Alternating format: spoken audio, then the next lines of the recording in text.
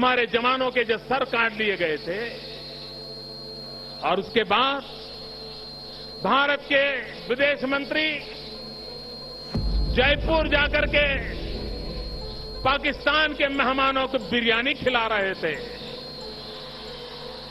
और कहते क्या है, ये प्रोटोकॉल है।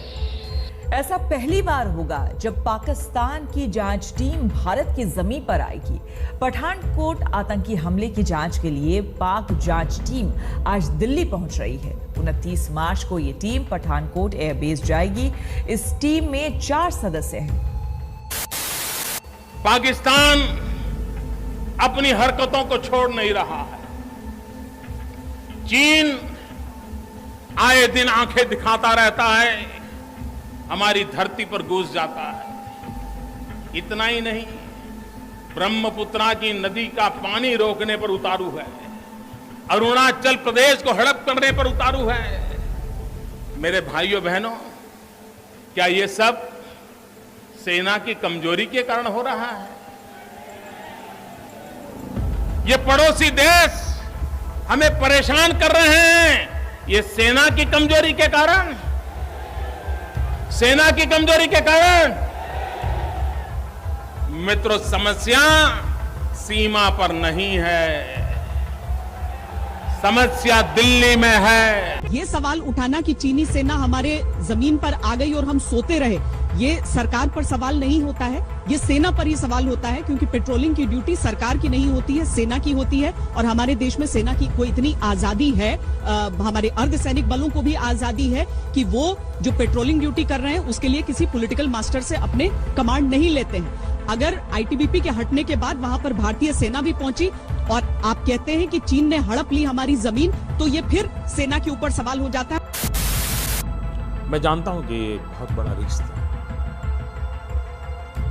और रिस्क मुझे राजनीतिक फायदे और नुकसान वाला रिस्क मैं कभी सोचता नहीं।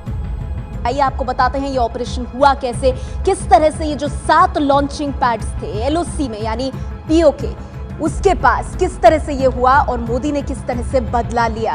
हम कह रहे हैं इसे मोदी का बदलापुर। जी हां, पूरी हमले का घाव भरा नहीं था।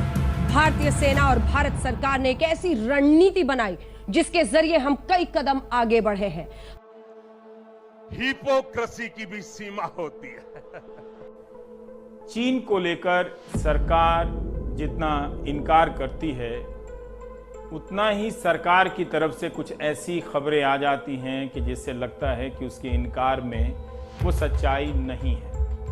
अगर सीमा पे कोई तनाव विवाद नहीं होता तो राष्ट्रपति ट्रंप और भारत के प्रधानमंत्री के बीच क्यों बातचीत होती?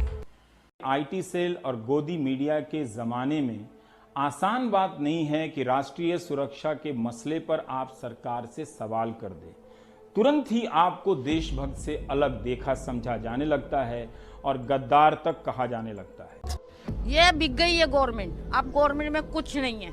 आप क्रोनोलॉजी समझ लीजिए। झूठ बोलो, बार बार झूठ बोलो, जो भी बोल सकते हैं सब झूठ बोलो, जहां भी बोल सकते हैं झूठ बोलो, जितनी बार बोल सकते हैं झूठ बोलो। डूब मरो मेरे देश की सरकार चलाने वालों, डूब मरो।